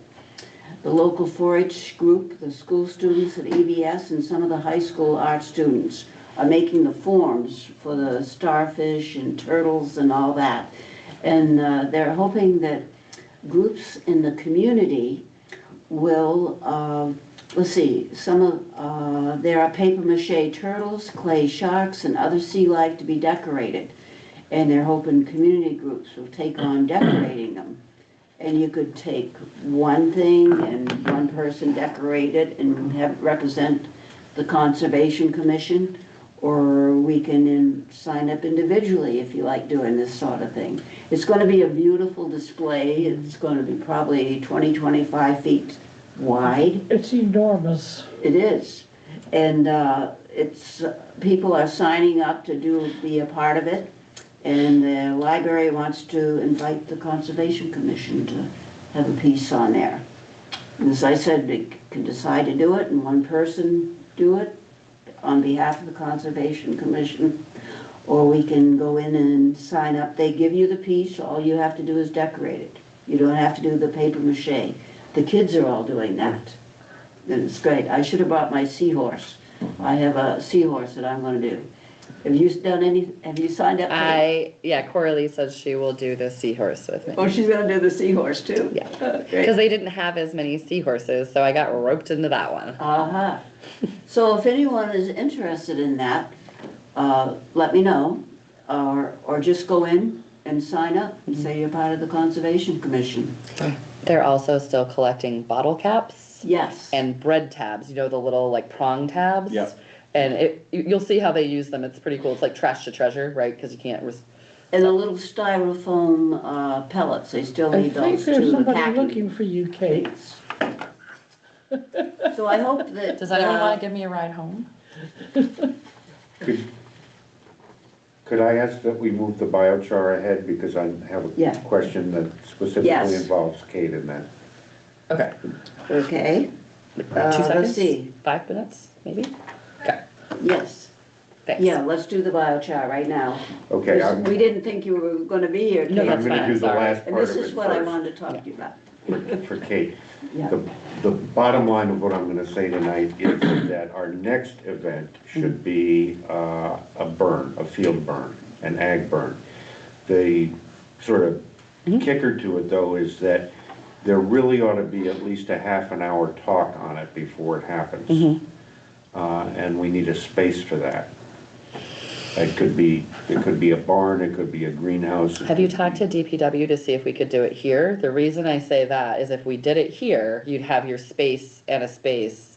I did mention it to Ed Morris, our town manager, today, Okay. about just location. But the other big problem is that we need fuel, feedstock. Yeah, I for it. can do that. Do you think you can do? I think so. And I you think said it should be in the wintertime. Right? Yes. It should be Yeah, in the it snow. should be in the wintertime, and the volume of material to be burned, I would like to see as big as the property manager is comfortable with. Can you ask these guys, maybe start here and we need to talk to the fire department? And then once we know roughly volume size, I can talk to the local wood guy. Do you know one? I don't. Does No, it be convenient to have the half-hour talk in here too? Well, that's what I'm thinking. I mean, otherwise you could use one of my properties, but I think the talk needs to be somewhere warm. Yeah, the talk needs to be in an environment where it's not gonna be, wind blowing and So if it could do it people here, that'd standing be around getting great. antsy. That'd be good. Yeah, so here would be great. If it's okay, I don't know, can Rely but- on AJ Stewart for the, Maybe, yeah, I think so. It But we depends. should check with the fire department and. We'll figure that part out. we'll cover that too. I just wanted to cover Kate's piece of it. I have some things that could be sacrificed for your burn, but You have 1 or 2 sticks lying around? do they have to be dry? Yeah, they gotta be what you would, they have to be what you would burn in a burn pile. We'll probably find a lot along the road, a lot of. How about dead- pallets, no? No, it needs No. There's to, a Okay, I'm giant just burn wondering. pile behind my house that belongs to Obie Johnson, and I wish you'd take it. Can you get it moved down here? you need what? hardwood though, right? I don't, can I just, Yeah, you can write to me and we can figure it out. okay, all right. So I just need to give a piece of The it. to dry, somebody. the piece where it needs to be, that could be more challenging if we need dry hardwood, but we can work on It's it. good. It doesn't have to be hardwood, It needs to be but dry. it's gotta be natural wood or clean brand. So like stop burning the stuff this big that he brought into my house this week. No bigger than that, yeah. No. There's that huge, Four oh, inch- you would 4 just inch get rid of maximum that is pile ideal. behind my A house. small percent, 10% over, 10% Yeah. under an For inch. sure, yeah. Yeah, Okay, let me go talk to the wood guy who's picking me up. okay. Sorry, you guys, I'll be in and out, I don't like to, I Well, I'm didn't glad wanna you could be miss. here, Kate. Yeah, I didn't wanna miss all of it. Thank you. I'm glad you could come in. They're undefeated, it's very exciting. I support the trail, 9,000%. Cheers. Peter, do you have a date?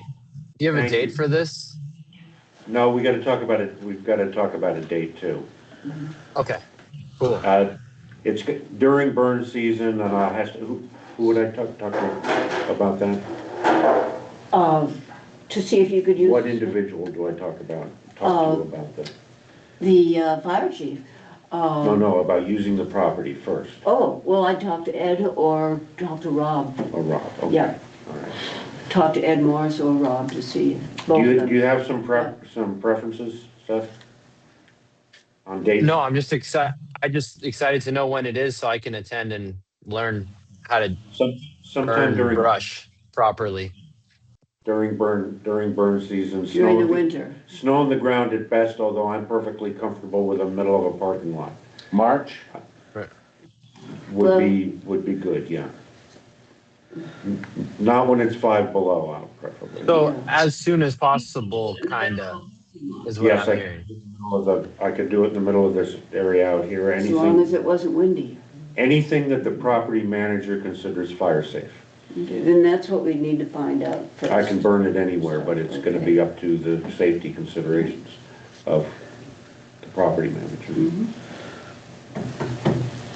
Okay. Right. Is there anything else? Yes, after that, sometime after that, later in the spring, when people are doing, ideally, when people are doing like repotting their starts, when they're working in the greenhouse with soil and young plants anyway, I'd like to do the greenhouse demonstration on biochar, how to actually use it, mix it, blend it, calculate it, application rates, all of that hands-on stuff with how to actually get it in the ground. And for that, we have a tentative arrangement with Wade Campbell at, I think he calls it Pleasant Valley Farm. Yes. Yeah, I talked to them and he was very willing to. He's do got that. one of the big, Greenhouses. yeah, one of the big USDA grant, NRCS grant greenhouses. It's Out like, in what, the 40 field. 40 by 80, something like, so there's plenty of room, he's got tables, he's got plenty of potting materials, I've got plenty of potting materials, so it's a pretty good setup. It's not a good place to do the burn, however. And that would be a good thing to do when planting season starts. Yeah, when people are Yeah. doing their Early spring. Yeah, not the starts, but either potting or repotting, In May. April or May, yeah. Okay, great. And that can be a very large group. We had, what, 20 or 30 at the Shaker Village, and I did one last weekend at the Hanover Garden Club at their wonderful glass heated And see, greenhouse. they found out about it because of the presentation we had at Because the Lee Shaker was there. Museum. Yeah, It was because in the Valley News. There was a big thing in the Valley News Yeah. this week it was very successful. about biochar. Yeah, but Oh, they yeah, that found was out something else. about That was about a Peter. commercial company Yeah. that builds the equipment. This was The, just a small gathering at Hanover. But yeah, we're seeing more and more of it in the area. right, So we have friends at Hanover who, if there's anything in the future to do where a garden club could be involved, they want to be involved. oh, So and Jean, they would attend the burn as well. great. Yeah. That'd be a good one to partner with. I have the information for them because I sent all of them the information on the presentation that Peter did at the museum, which was very well attended. Okay. Great. thank you. And what Kate and I were talking in sign language about is using her soil expertise and biochar to treat this area, this damaged area from the knotweed poisoning. Yes. That biochar and seeding and fresh compost are the perfect way to recover that, because the biochar has been used on heavy metals and chlorofluorocarbons and all kinds of stuff to fix nasty stuff. And it will. Doesn't remove it from the soil, but it takes it out of the bioavailability. It keeps it And it won't harm from being water absorbed quality. into the plant. It'll It'll improve improve the water quality. Yeah. And it could also be incorporated into the runoff filtration on the byway project. And also, onto, I'm gonna put the Audubon before the 250th conversation because it comes first. I talked with the people at New Hampshire Audubon about doing a rodent-aside presentation, and they're very excited about doing that. And usually they charge, but they have a grant, and they'll be able to come, and it won't cost us anything. That date is March 15th at the Chosen Vale Performance Center at 2 o'clock.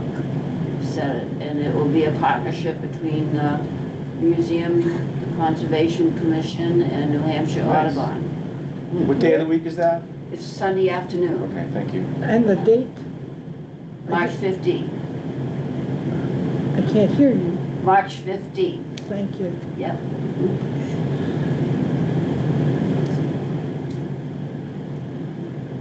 So it's pretty exciting to try to educate the Upper Valley and Lake Sunapee region about that. Sure. We do a lot of advertising to hopefully get a lot of people interested in learning more about it and the harm that they cause to our wildlife. And also, pardon me? Oh, sorry. I was just No, going to go say, ahead. those are great presentations. It's very powerful information. I've shared it when we had the webinar. It was over a year ago with the extension. We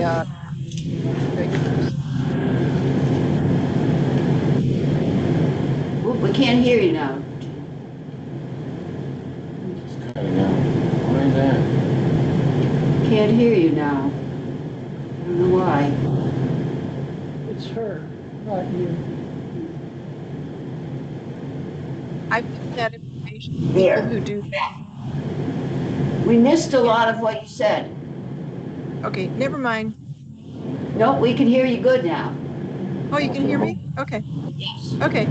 I've given that information out and sent the webinar, on YouTube to various people who do work like forestry and, maintaining lawns and vegetation and all, or doing that at houses with rodents and how, those boxes and the bait in there, it's carried out and kills the birds and the foxes and all of that, and they've stopped using it.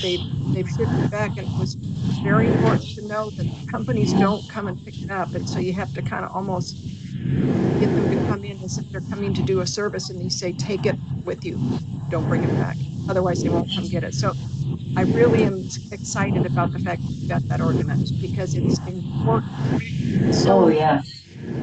yeah, so thank you. I'm just excited. Sorry, I had to blurt that out. I'm excited about it because it's a terrible death for an animal that eats Yes. one of the animals that's ingested this. Okay, so please mark your calendars. That's that's after our next meeting. So, but and then on the 250 celebration, we need to be thinking about. Can you plan a hike, Jay? Yeah. Or things we could do, maybe, a hike and No, I'll do a some kind hike. of a presentation, maybe too, or Yeah. but to be thinking about it. Sure. We can get it on our agenda Sure. for that. Any other ideas from anybody that, let's see, I sent you that legislative thing.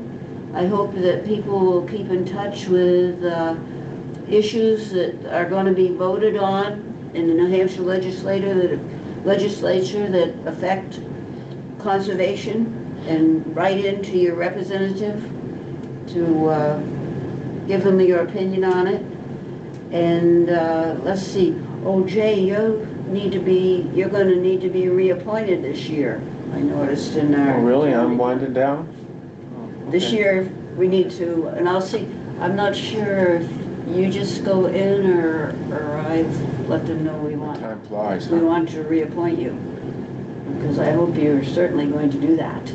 Yeah, maybe one more year. I'm getting old. One more, yeah, I'm probably good. Okay. And, I think I just took over a short term. oh, then you probably need to be, if you took over, Carol's, then I your think maybe, reappointment yeah. is up too. Yeah. Yes, good. Then you need to be sure and do that. So I just need to go into the town office and just Yep. get it, okay, yeah.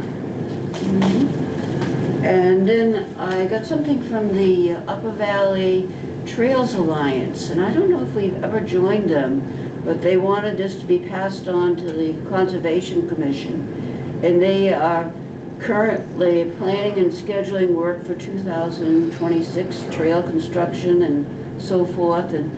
And there's lots of ways that they can help conservation commissions with trail work. And I see that actually Craig Sanborn is an advisor to them, our trail Makes master. sense. So I think it's something we probably should consider being a member of this. Sure. Does everybody agree to think that would be a good idea? Why not, unless it costs money? We're so involved in trails. Well, it's not expensive. There's all different levels that you can become a member of it. Let's see, I'll just let you know. You can, as little as $30, a basic membership. A trail builder is $50. That's peanuts. Will the town pay it? Yeah. It comes out of we have a conservation fund, Yeah, and okay. it would come out of that. So do I hear a motion that we, So move. second? All in favor? Jean? Jean Bobrowski Hinshaw, aye. Seth? Seth, aye. Aye. Jay Wellens, aye. Peter Hurst, aye. Shirley Green, aye. When we have someone online, we have to state our name and go. Susan Brown, aye. Yeah, thank you. Okay, I think that's all I had. We have Oh, the there's one permit thing I guess for the nobody boat has launch at excused Crystal me. Lake, that's good. Pardon me?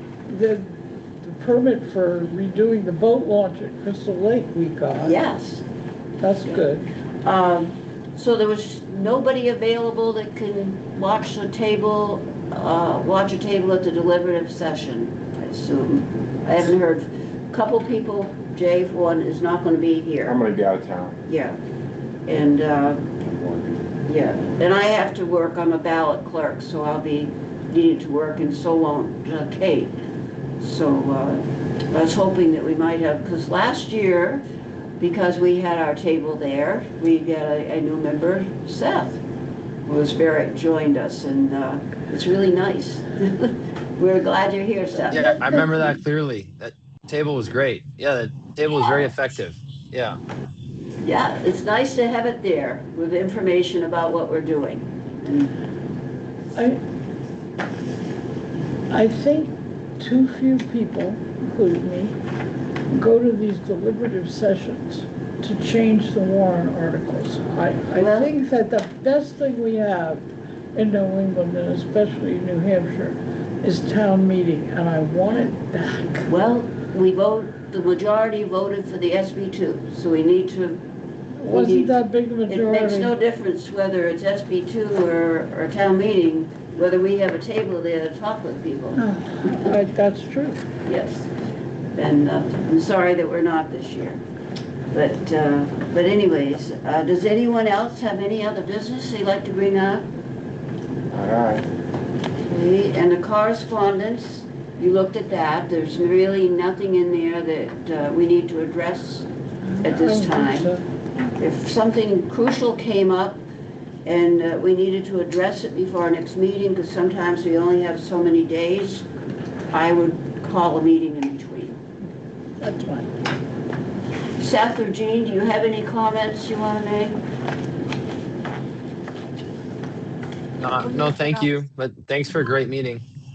Thank you. Glad you could, we're here. This was a great meeting. And I'll send you my notes, Shirley. And I hope you feel better, Seth.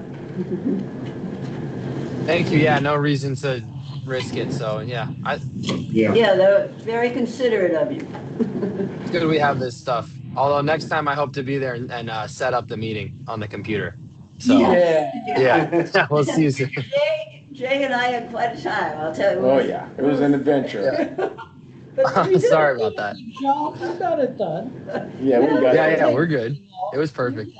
Well, pretty soon we'll be able to do it. Well, we circled the wagon 3 or 4 times before we got it, but So you must have wondered why you were still not on at 7:15, I bet. I kind of thought it was that though. And I was like, oh, I feel really bad now that I'm not down there. And I thought about, well, should I just drive down? And yeah. we got it. Well, I'll adjourn the meeting. All right. Now, Thank you. You might stay on, Seth, because do we know how to turn it, what we have to do to turn it off? Yeah. I Oh, think you got to that's- press the red end button Yeah, that's Okay, easy. and that turns the Go into your recorder off utility too? closet, throw the breaker. automatically. Yes. If you Okay. can't do it with the computer, pull the plug. Wait, Yes. do we have to kind of adjourn, formally adjourn? Yeah, we don't have to, you actually don't have to have a motion to adjourn Oh, okay. the meeting, but, Okay. so I'll officially adjourn the meeting. All right. Good night, everybody. Thank you. Bye now. Good night. 8:05. Yeah, bye-bye. Bye.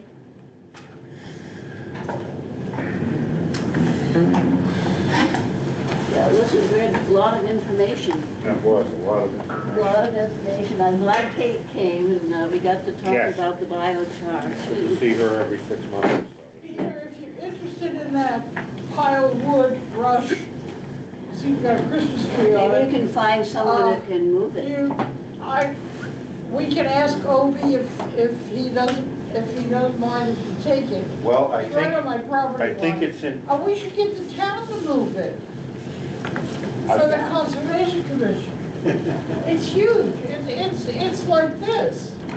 what's he gonna do with it? What's it I think he's gonna let it sit there and rot. He's in Is the it middle on of the town forest. property, Susan?